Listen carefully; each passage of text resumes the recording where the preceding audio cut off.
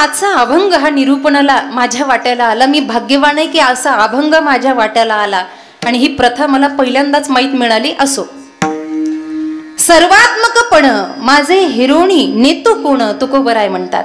देवाशी चर्चा करत असताना, देवाशी संवाद करत असताना खरं तर 4 प्रकारचं कोटी या ठिकाणी करता येईल. ज्याला ब्रह्म, ज्याला हे जग सत्यत्व रूपानं भासलं तो साधारण जीव आहे. ज्याला हे जग सत्यत्व रूपानं भासलं, जगात सत्य काही नाहीये, एकच आहे आपल्याला माहिती आहे, ब्रह्म सत्य जगत मिथ्या जीवो ब्रह्मैव नापरा.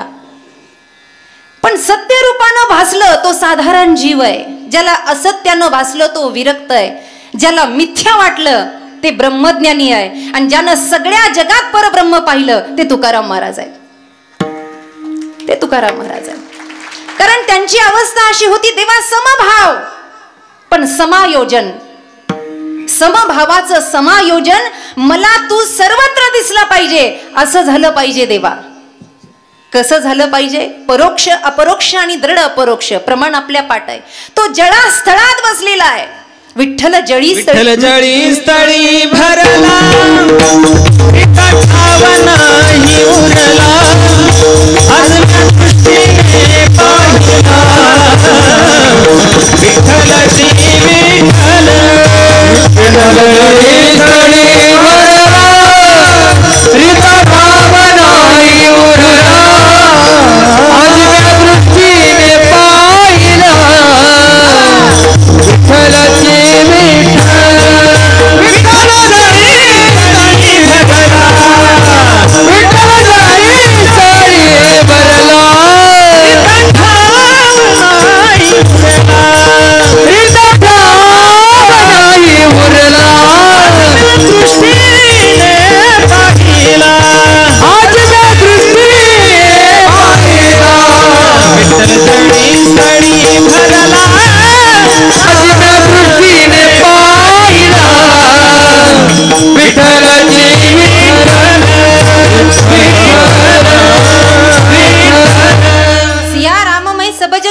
करू प्रणाम जोरी जुग पाणी, वासुदेव सर्वमिती स महात्मा सदुर्लभा.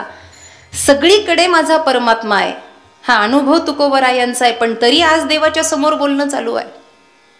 असं आहे, देवाशी एका अवस्थेला भांडलं पाहिजे, देवाशी बोललं पाहिजे. ए देवा, सर्वात्मकपण माझे हिरवणी नेतो कोण? अरे हे कोण हिरवून नेणार आहे? मला असा भाव आहे की तू सगळीकडे व्यापलेला आहे. खरं तर तुकोबारांचं जीवन चरित्र हे काही गोष्टींनी अवलंबलेलं आहे. त्यांच्या जीवनामध्ये ते गुण पाहायला मिळतात. तुकोबारायांच्या जीवनातला पहिला गुण पाहायला मिळतो की ते अभिन्न तत्वानं त्यांचं जीवन आहे. देवामध्ये आणि माझ्यामध्ये फरक नाही. म्हणून तुका विष्णू नाही तुझा, अभेद आहे, अभिन्नत्व आहे, अभिरूपकता आहे, भगवंतावर विचार करण्याची विचारसरणी आहे, अजन्मता आहे, अनन्यता आहे. तुकोबरायांची अनन्यता आहे भगवंताबद्दल. देवा काहीही हो, मी तुझं भजन सोडणार नाही. मग ती कुठलीही परिकाष्ठा मला करावी लागेल, काही करावं लागेल. पण काही ठिकाण प्रमाण आले, देह जाओ अथवा राहो, पांडुरंगी. माझ्याकडे लक्ष द्या ना तुम्ही. पांडुरंगी काही हो देवा, देह जाओ अथवा राहो, इथपर्यंत. आणि म्हणून त्या त्या अवस्थेला ज्या ज्या गोष्टी तुकोबरायांच्या सोबत घडल्या, तुकोबराय मागे हटले नाही. हटले का तुकोबराय मागे? नाही हटले. किती प्रतिकूलता आली आणि किती अनुकूलता आली. साधू जीवन असं आहे, मान न मान मै तेरा मैमान. उलट अपमान झाल्यावरती जागेवरती जास्त जातील, मानाची अपेक्षा नाही. तुकोबरायांची एवढी हेटाळणी झाली, एवढा त्रास झाला, एवढा त्रास. पण एवढ्या प्रतिकूलतेमधून सुद्धा तुकोबरायांचं एकच आहे, निष्ठावंत भाव भक्ताचा. त्यांची अवस्था अशी झाली माईबाप की ते हटले नाही. आता तेवढी प्रतिकूलता जर आपल्या वाट्याला आली तर आता आपलं भजन टिकेल का संपेल? संपेल म्हणता खुशाल तुम्ही. तेवढी प्रतिकूलता जर आता आली, अहो एक झालं की एक संकट आहे, एक झालं की एक संकट आहे, एक झालं की एक संकट आहे. राघव चैतन्य, केशव चैतन्य सांगितली खून मालिकेची. बाबाजी चैतन्याने आवडीचा मंत्र सांगितला आणि उपासना चालू झाली. आणि उपासना चालू झाल्यानंतर ती भक्तीतली उपासना अशी असते की महाराज तिथे हटायचं नसतं मागे. आपलं पंचपदी झाली की चहाचा कप लागतो, तशी साधना होती काय तुकोबरायांची. बसल्या बसल्या सांगा बरं मला तुकाराम महाराज काय कळले आपल्याला. स्वामीजींच्या समोर जास्त बोलू नये. आज हा दैवयोग आहे की मी त्यांच्या समोर बोलती आहे, कारण त्यांनी अनुष्ठानातले अनेक अनुभव घेतले आहेत. इथे एक महाराज बसले, त्यांच्या ज्ञानेश्वरी मुखोद्गत आहे. असे असे महानुभव मला दर्शनाला भेटले, हे माझं भाग्य आहे. पण प्रश्न तुम्हा सर्वांना आहे की आपण तुकाराम महाराजांसाठी केलं काय? काय केलं आपण? माऊलींसाठी आपण केलं काय? त्यांनी सर्वस्वी दान देऊन टाकलं, एकेका संकटांचा सामना केला. आपण काय केलं? साधा सप्ताह सुरू करतो पण टिकवता येत नाही आपल्याला. एवढं आपलं मन विग्रही झालं, आपल्याला एकही शब्द जगाचा सहन होईना. आपला मान अपमान या गोष्टीवर सगळं अवलंबून झालं. कुणी मान दिला की त्याच्याकडे सारखं जात राहायचं, कुणी अपमान केला की पुन्हा त्याचं तोंड नाही पाहायचं. तुकोबराय अशा अवस्थेचे नव्हते. तुकाराम महाराजांचं भजन मग्न झाले ना की दिवस आणि रात्र कुठे गेली हे तुकोबांना कळतच नव्हतं. दिवस रात्र एकच भजन करायचे फक्त. दिन रजनी दिन रजनी हाजी धरना, दिन रजनी हाजी धरना, दिन रजनी हाजी धरना, दिन रजनी हाजी धरना, दिन रजनी हाजी धरना, दिन रजनी हाजी धरना, दिन रजनी हाजी धरना,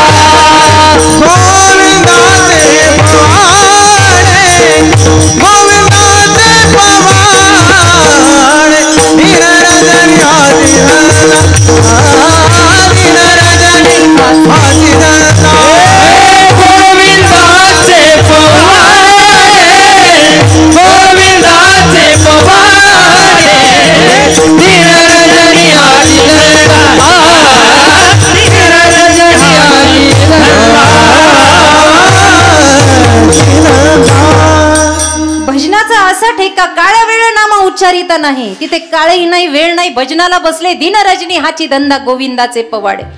आणि भजनही असं रंगायचं महाराज. ते तुकोबांचं भजन होतं की देवाला सुद्धा नाचा वाटायचं त्या भजनामध्ये. इतका अनुराग. म्हणून तुकोबरायांचा परिणाम जडावर झाला, तुकोबरायांचा परिणाम देवावर झाला, तुकोबरायांचा परिणाम जीवावर झाला. कळतंय का? तुकाराम महाराजांच्या हे जे तुकाराम महाराज आज संवाद साधताय ना या अभंगातून, हे सगळं देवाला सांगतायत. हे देवा ऐक ना, भजन करायला लागले ना, तुकाराम महाराजांच्या भजनाचा परिणाम जडावर झाला.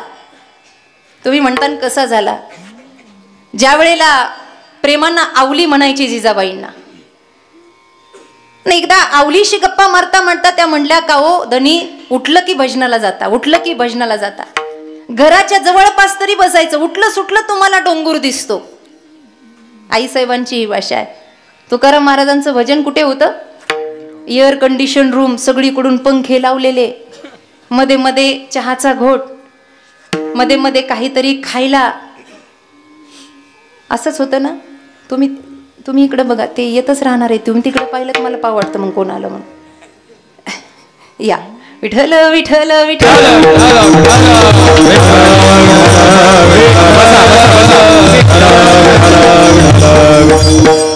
एकांताचा वास जे म्हणतायत ना, घर सोडून एकांत सिद्ध केला आणि डोंगरावर भजन केलं, जागा पाहिली नाही. एक वाक्य मी नेहमी सांगत असते, मी सांगण्यापेक्षा ते अनुभवाचं आहे, तुम्हालाही माहिती आहे. तुकाराम महाराजांना जसं स्थान मिळालं तसे ते बसले आणि भजन सुरू केलं. म्हणून नीट ऐका, त्यांना भजनच करायचं होतं म्हणून त्यांनी बहाणेबाजी केली नाही, निमित्त शोधलं नाही. कीर्तनाला या न नाही, आज घरातलं लग्न आहे, कसं येता येईल? वारीला चला ना, नाही नाही, लेक बाळांतपणाला आली कसं, आणि मध्येच मेला तर मग काय करायचं? मग काय, वेळच नाही म्हणतात. म्हणून त्यांचं भजन हे निमित्तावर नव्हतं.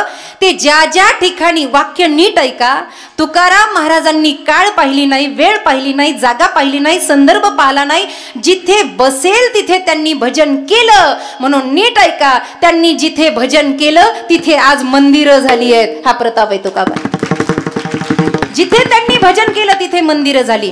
हे एकनिष्ठता तुकोबरायांची आहे. ते स्वतः म्हणतात, देवा तुझ्या भजनाशिवाय मन कुठे लागत नाही. एक गाऊ आम्ही विठोबाचे नाम, आणि कापे काम नाही आता. मोडोनिया वाटा सूक्ष्म दुस्तर, केला राज्यभार चाले. हे काही कळत नाही आणि गोष्ट नाहीच आहे, म्हणून अनन्यता आहे तुकोबरायांच्या चंदया नामाचा वेदना से चंदया नामाचा वेदना से चंदया नामाचा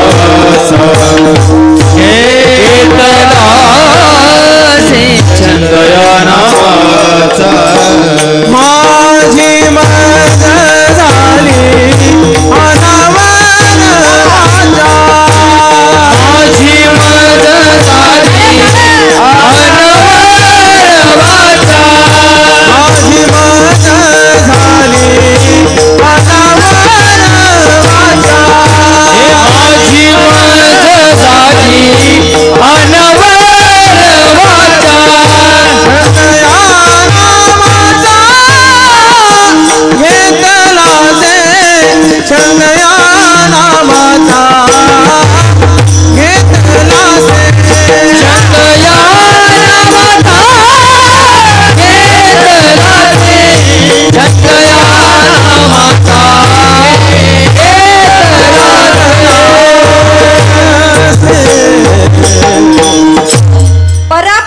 मध्यमा वैखरी काय असेल ना, अविर्भूत भावानं छंद या नामाचा, बस नामाचा छंद लागला.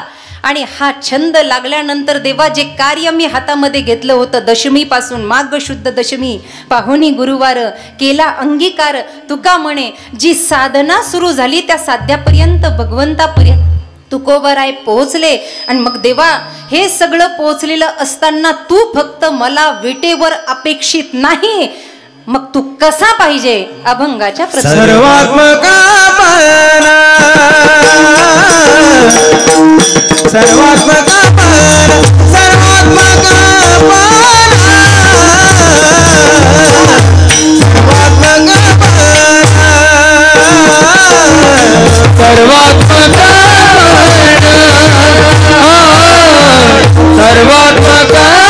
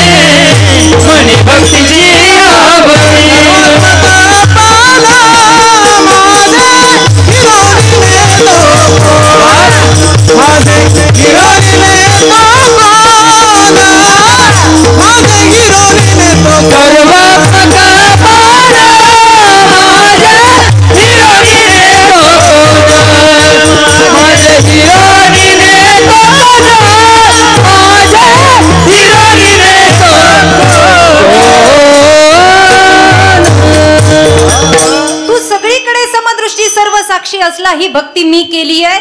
आणि हा माझा सर्वात्मपकाचा अनुभव कोण हिरून नेईल देवा. जशी कुंती माता भगवंत निघाल्यावर आपले एक एक अनुभव सांगत होती, तसे तुकोबरायांचं चरित्र आपल्या समोर मांडता येईल. कारण जगताच्या पाठीवर या दोघांनीच देवाला दुःख मागितलंय. विपदच सर्व सुख हा. कुंती माता म्हणते, देवा मला विपदा दे. विपदा म्हणजे काय? दुःख दे. कारण दुःख में सुमिरन सब करे, सुख में करे ना कोय. अंगाला आला ताप देवा तू माझा, निघून गेला ताप तर पठ्ठ्या देवाच्या. असं पाहू नका बरं, मला भिव वाटतं तसं. असं थोड्या माना हलवल्या पाहिजे, म्हणजे कीर्तन हसत खेळत राहतं, बाकी काही नाही. एक तर तुमच्या भागात मी नवीन आहे, बरं झालं हे येत नाही तर भिवून पडाले असते. असं आहे बाबा. एक एक चरित्र. कुंती माता म्हणते मला दुःख दे, दुःख में सुमिरन सब करे, सुख में करे ना कोय. तुकाराम महाराज काहीही घडलं तर तुकोबराय म्हणतात. दिवाळा निघालं, बरे झाले देवा निघाले दिवाळे. बायको भांडायला लागली, बरे झाले देवा बाईल कर कशा. आठव जथा लाभ संतोषा. रामायणामध्ये 8वी भक्ती सांगितली आहे. समाधान ठेविले अनंते तैसेची राहावे, चित्ती असू द्यावे. ही भक्ती करत असताना आता जसं घडेल तसं आणि जसं होईल तसं. हे भगवंता वारंवार तू तर मला सांभाळलायस. व्यापार चलावा. व्यापार. तुकोबरायांचं चरित्र. आता देऊळ भंडारा डोंगरावर मोठा सप्ताह आहे. 9 मार्चपासून मला वाटतं 8 पासून आहे. आमचे बरीच मंडळी आपल्या भागातली मुळशी, खेळ, राजगुरुनगर वगैरे सगळी फिरतायत. रोज अन्नदान व्यवस्था वगैरे वगैरे सगळं पाहणं चालू आहे. हा खटाटोप यासाठी आहे की त्या तुकोबरायांनी आपल्यासाठी केलं ना. एक एक चरित्र वाखाणण्यासारखं आहे. देवा कोकणामध्ये निघाले, कारण आईसाहेब सारखं म्हणायच्या, धनी संसाराला धन लागतं. असं तुम्ही ज्याचं नाव घेता ना, असं टाळ कुठल्यानं घरदार चालत नाही धनी, त्याच्यासाठी पैका लागतो. आणि म्हणून व्यापारी मित्र सगळे जमवले आणि त्या ठिकाणी मिरच्याची पोती घेतली. मिरच्याची पोती आपल्या सगळ्यांना चरित्र माहीत असेल कदाचित. आणि ती मिरच्याची पोती घेऊन कोकणाकडे निघाले महाराज. असा एक उंच डोंगर, त्या डोंगराला शिवशंभूचं असं मंदिर आणि त्याच्या पायथ्याशी आपली बाजारपेठ खोलावी या न्यायानं छोटंसं गाव पाहून त्या ठिकाणी ते मिरच्याचे पोतं सोडले. आता 3-4 पोतं त्या मिरच्या आणि तुकोबराय तिथे त्या मिरच्या विकायला बसले. आता मिरच्याकडे लक्ष असेल का भजनाकडे लक्ष असेल? लक्ष कशाकडे असेल? तुकाराम महाराजांचं. जर चालायला लागले ना तुकोबराय तर भजन राम राम राम राम राम, विठ्ठल विठ्ठल विठ्ठल म्हणून चलणाऱ्या. मी जे सांगून गेले तुकोबरायांचा परिणाम झाला जडावर. चलणारी ती माती आहे ना, माती ती सुद्धा विठ्ठल विठ्ठल म्हणायची. आवलीला सांगायचे, मी जर डोंगरावर गेलो ना, जर त्या मातीनं आवाज दिला विठ्ठल विठ्ठल तर समजायचं धनी या डोंगरावर आहे. एवढा आत्मविश्वास त्यांनी कमवला होता. असे एकाग्र असणारे तुकोबराय भजन करायला लागले. आता सकाळची वेळ होती, विकायला बसले आहेत, व्यापारी झाले आहे. बरं व्यापार काय एका जन्माचा थोडीच होता. महाराज अनंत जे जे धरिले अवतार तुका त्यांचे बरोबर परमार्थही तिथून आणि व्यापारही. त्यांचा व्यापार वेगळा बाबा. भजनाला बसले, रंगत चढली. मग लोक म्हणायचे, ओ बाबा किती किलो दिल्या मिरच्या? काय किलो दिल्या? घ्या घ्या म्हणायचे, घ्या घ्या घ्या. म्हणूनी लाहो करा काळ सारा चिंतने. त्याच्यात सांगितले भजन करा, एक क्षणही थांबू नका, सारखं म्हणत राहा. काय म्हणत राहा? रामकृष्ण हरी म्हणत राहा. मग तुकोबराय कधी विठ्ठल कधी रामकृष्ण हरी त्यांच्या मुखातून चालूच होतं. तिथे बसले पोतं टाकून रामकृष्ण हरी. बाई आली, मिरच्या कशा दिल्या? रामकृष्ण हरी. अहो काय किलो दिल्या? रामकृष्ण हरी. नेऊ कमी? रामकृष्ण हरी. पैसे नाहीत माझ्यावर? रामकृष्ण हरी. असं कसा येडा आला म्हणे आमच्या गावात. किती वेळेला महिपती महाराजांनी वेडा हा शब्द वापरलाय. कसा असा वेडा कसा? बाई म्हणे दर आठवड्याला असा वेडा याव आणि आपण त्याला लुटून खावं. आणि मग महाराजांनी कशाचं ते किलोचं माप आणि पावशेरचं माप? महाराज म्हणायचे, हा रामकृष्ण हरी. जसं हाताला लागेल तसं घेऊन जा. लक्षात घ्या, सत्पुरुष हे लवकर ओळखायला येत नाही. पण असा कुणी भेटला असेल तर त्याला लुबडण्यापेक्षा त्याच्यावर जीव वाहून टाकावा माणसाने. मस्तक हे पायावरी या वारकरी संतांच्या. आणि मग काय, एवढ्या पटापटापटा त्या मिरच्या विकल्या गेल्या. एक जण तर गावगुंड आला, असा अंगापिंडानं चांगला होता. लोक स्वतःच्या शक्तीचा आणि पैशाचा कुठं दुरुपयोग करतील सांगता येत नाही. असा आहे धडधाकट आला. आणि त्यानं हे सगळं दर्शन पाहिलेलं होतं. तो महाराजांच्या समोर येऊन उभा राहिला. म्हणला, ओ बाबा कशा दिल्यात मिरच्या? आमचं गावामध्ये आमचं खटलं मोठं आहे. आम्हाला हा मिरच्याचं हे अख्खच्या पोतच्या पोतं पाहिजे, पण पैका आणलं नाही. तो कोरा म्हणले, अरे बापरे याच्यावर भार दिसतो घराचा. याच्या तोंडावरूनच असं कळतं हे घर चालवतंय वाटतं. काही काही लोकांच्या तोंडावरून बरंच दिसतं. आता पण बसलेले बरेच चेहरे वाचता येतात मला, पण मी वाचणार नाही. विठ्ठल विठ्ठल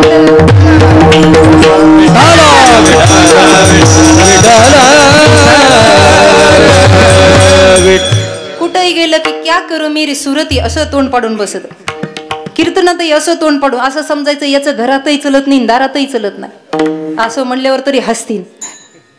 जरा ताट बसा, सरळ बसा. आता म्हणलं आमचं घर खटल्याचं आहे, मला ते मिरच्याचं पोतं पाहिजे तेवढं. महाराज म्हणले मग जाकी घेऊन. पोतच्या पोतं उचलून गेला घरी. आता एवढं सगळं झालं. काही जे सुरुवातीचे भजन रंगायच्या अगोदर जे आलते ना, त्या काही महिला मंडळांनी काही पुरुष मंडळांनी काही दान दिलेलं होतं, काही दक्षिणा दिलेली, अर्थात काही मोल आलेलं होतं. तेवढ्यामध्ये आता भूक लागली, सईसांज झाली, सगळ्या मिरच्या विकल्या. आता खाण्याची सामग्री एकत्र करावी. गावात गेले, सामान आणलं आणि त्या मंदिराच्या पायथ्याशी भोजन प्रवाह अर्थात पाक प्रारंभ झाला. स्वयंपाक केला. आता त्या स्वयंपाकाला बनवणारा कोण आहे? महाविष्णूचा अवतार आहे बाबा. हाताला चव असेलच ना. जसं भोजन सुरू झालं तसं शिवबाबा म्हणले एवढी संधी साधून आली आहे, आता मी नाही जावं तर ही संधी चुकेल. हा भोळा बाबा कुणावरही प्रसन्न होतो. रावणानं पाय आपटला तांडव म्हटलं तर त्याचा कैलास पर्वत डगमगू लागला. भोले बाबा आले ते अन्नग्रहण प्रसाद घेण्यासाठी. भोजन झालं, सगळं झालं. विचार आला देवाला, माझा भोळा भाबडा एवढा भक्त, मला सर्व ठाई बघणारा माझा भक्त, निष्कल्प निशंक निष्कपट निश्चल अशी भक्ती करणारा माझा भक्त, याचं काहीतरी भलं केलं पाहिजे. मग सकाळ झाली. सकाळ आणि सकाळ झाल्यानंतर गावामध्ये एक जण गेला बुवा. ज्यांनी ज्यांनी अशा गपागप मिरच्या भरल्या होत्या ना पोत्यामध्ये, त्यांच्या दारात तो गेला आणि त्यांनी सांगितलं काल माझे शेठजी भजन करत बसले होते, तुम्ही त्यांना मिरच्याचं मोल दिलं नाही, ते मोल काढा. अरे पण तू कोण? म्हणला मी विठूजी आहे, मी विठूजी आहे, मी त्यांचा सेवक आहे. काय नाव येईल ते सांगितलं. अरे अनंत नामानं नटलेला आहे तो, अनंत रूपानं नटलेला, अनंत रूपे अनंत वेशे, त्याचं मोल द्या. एक बाई म्हणली अगं बया, मग हा काय दिसायलाच भोळा दिसत होता काय? ये ना तो आज गडी पाठवलाय म्हणे. आम्हाला तर असं वाटलं की याला लोबाडून घ्यावं. अरे हा दिसण्यापुरता साधू आहे, अरे हा आतून एक आणि बाहेरून एक आहे बरं का. गावात चर्चा सुरू झाली. पण हा असा पक्का होता, हा ज्याची त्याची वसुली करणार होता. प्रत्येकाच्या दारात काढा म्हणला काढा. आता गंमत अशी झाली, जो गावगुंड होता ना तो गावातल्याच्याच उधारा देत नव्हता, तर परगावच्या कधी द्यायचे. ते असं बसलेलं होतं. याने विठूजीला पाहिलं की असं करायला लागला. दंड थोपटायची सवय असते काही. म्हणलं काय रे? काय नाही म्हणलं, शेठजी भजन करत होते, तुम्ही त्यांच्याकडून काढ मिरच्याचं पोतं आणलं, पण त्यांना मोल दिला नाही, मोबदला दिला नाही, तो मागायला आलोय. अरे कसला मोबदला? देत नाही जा. हा म्हणला माझी पण अट आहे, घेतल्याशिवाय मी जात नाही, जा. हाही त्याच्या दारात बसला. तो म्हणलं काय बा? तर म्हणलं मी घेतल्याशिवाय जाणार नाही. अरे म्हणलं मी साधा नाही, मोठ्या मालकाचा मी नौकर आहे. आणि आहे कोण? पांडुरंग. दुसरा कोण आहे बाबा? साधा वया भक्ती काज नाही लाज, नाही लाज धरली. पांडुरंग परमात्मा मागतोय. शेवटी तो गावगुंड काही द्यायला तयार नाही. मग काय केलं? अशी दोरी फिरवली, दोरी. आणि अशी दोरी फिरवली सगळं गाव. आता लोकांना वाटत होतं अरे गरीब आहे, बाहेर गावून आलाय माल विकायला, या गावगुंडांना पोतं घेतलं तर द्यावं का नाही त्याचे पैसे? लोकांना कळत होतं द्यावं, पण बऱ्याच लोकांना कळत असून ते बोलत नाहीत टायमावर. असं होतं का नाही? बरंच कळतं लोकांना, हे वाईट आहे, हे चांगलं आहे, पण बोलायची टाप नसते ना. बोलावतं हे दात पडेन आपले. याचं काय आजचं होईल घडीचं घड्याळ, पण आपलं तर तोंड पडेल ना. लोक बोलत नव्हती. त्यानं असा दोरखंड फिरवला फिरवला, गरगर गरगर गरगर, आणि झाडावर असा टाकला. ते गावगुंडा विचारलं अरे बाबा काय करतो? फाशी घेतो म्हणला. तू दे नाही तर गळफास लावून घे, देतो का नाही? मग लोक म्हणले अरे मरायला लागला तरी तू देत नाही, असा कसा आहेस तू उदंड? आणि मग त्यानं सुद्धा देऊन टाकलं. सगळा पैसा एकत्र झाला आणि एकत्र झाल्यानंतर महाराज एवढे प्रसन्न झाले, एवढे प्रसन्न, वा वा म्हणे. पण असं आहे, देव आपलं स्वरूप संताला सुद्धा कळू देत नाही. मायेचं जाळं टाकलं आणि मी एक सहकार्य करणारा वाटसरू म्हणून सगळं आलेलं धन तुकोबरायांच्या हातामध्ये दिलं. अहो गावातल्या लोकांनी मोबदला दिला, राहिलं साहिलं पाटलांकडून वसूल करून घेतलं आणि हे सगळं तुकोबरायांच्या हातात दिल्यानंतर त्यांनी सांगितलं आता हे घेऊन घरी जा. तुकाराम महाराजांना या व्यवहारात पहिल्यांदा आनंद झाला. आता आवली किती खुश होईल, आता एवढं सगळं मिळालं, माझी आवली किती खुश होईल. आणि मग रस्त्यानं जात असताना पुन्हा एक संकट संपलं की दुसरं संकट येतं. एक जण पुन्हा भेटला बुवा आणि तो म्हणला महाराज तुमच्याकडे धन भरपूर दिसतंय. म्हणे हो दिसतंय. अहो मला पोटाला खायला काही नाही, माझ्याजवळ भांडवल नाही, मी कसा व्यवसाय करायचा, काही करा पण हे धन मला देऊन टाका. जसं मिळवलं होतं ना तसंच उदार अंतकरणानं देऊन टाकलं. संत उदार उदार भरले अनंत भंडार. पण तोही फसवा निघाला. पितळाचं कडं सोन्याचं कडं म्हणून दिलं तुकोबरायांच्या हातात. अरे किती संकट, किती एक झालं की एक झालं की एक झालं की एक. आई बाप गेले, वडील गेले तेव्हा तुकोबराय कीर्तनामध्ये होते. वडिलांचा जीव गेला ज्या दिवशी तुकोबराय समोर आले ना त्यावेळेला आई रडत होती, तुका वेळ का लावलास रे बाप, तुका तुका म्हणून गेला रे तुझा. काही कालांतरानंतर वियोग सहन झाला नाही, आई साहेबही गेल्या. तुकाराम महाराज म्हणले विठ्ठला आता कुणाच्या भरोशावर जगायचं, आता तूच आहेस माझा सर्वस्वी मालक, तूच आहे माझा भार वाहणारा, तूच आहे मला सांभाळणारा. आणि घडी घडी विठ्ठल परमात्म्यानं तुकाराम महाराजांना सांभाळलं.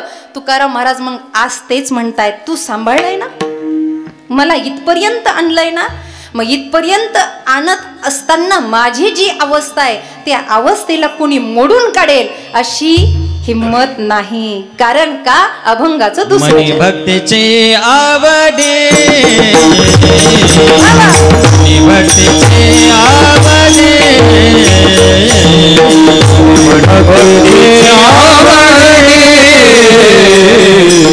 मने भक्तीचे आवडे,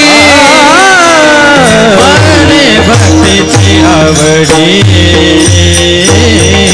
मने भक्तीचे आवडे, मने भक्तीचे आवडे, मने भक्तीचे आवडे. देवा भावे ऐसी जोडे, देवा भावे, देवा भावे राम नाम, देवा भावे, देवा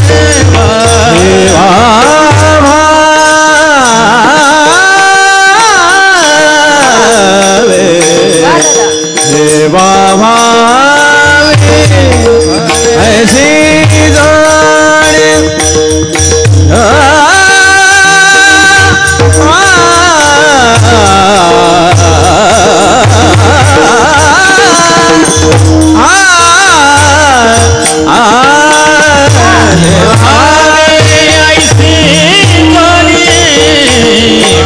भक्तीचे आवडे, मने भक्तीचे आवडे.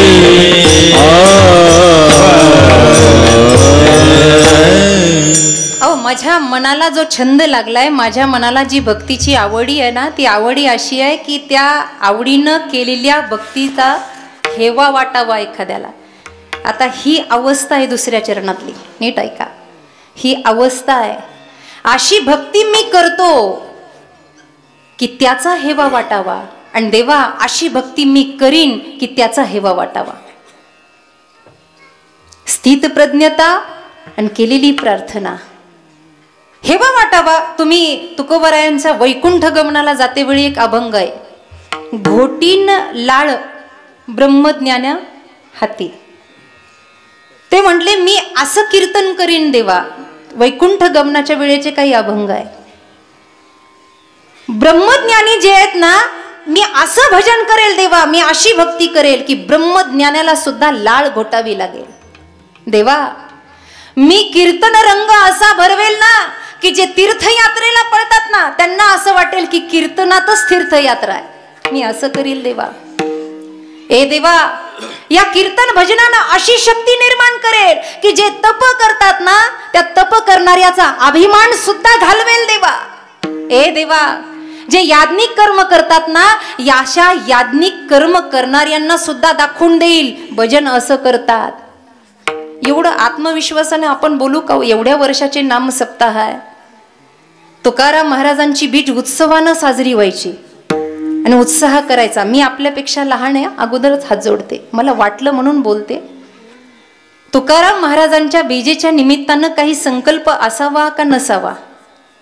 मनी भक्तीची आवडी, एवढं आत्मविश्वासानं सांगतात की मी असं भजन करतो. मला सांगा किती भाकरी गोळा केल्या म्हणजे तुकाराम महाराज प्रसन्न होतील? मी स्पष्ट बोलते, जेवणाची व्यवस्था होईल, अन्नदानाचं पुण्य लाभेल. पण ज्या दिवशी तुकाराम महाराज म्हणतील तसं धर्म कार्य आपल्या हातून होईल ना, तुकाराम महाराजांना आपल्यावर गर्व वाटेल. आपण त्यांची लेकरं आहोत. विष्णुमय जग वैष्णवाचा धर्म, भेदाभेद भ्रम अमंगळ. त्यांचं भजन, त्यांची भक्ती होती की स्वतःचा उद्धार, पण जनसामान्याचा सुद्धा उद्धार, पंचक्रोशीतल्या लोकांचाही उद्धार. त्यांचं एक एक चरित्र आपण जर अनुभवलं तर खरंच असं वाटतं की तुकाराम महाराजांसारखं पुन्हा होणे नाही. एक अनुभव फक्त सांगते तुम्हाला माहित असेल.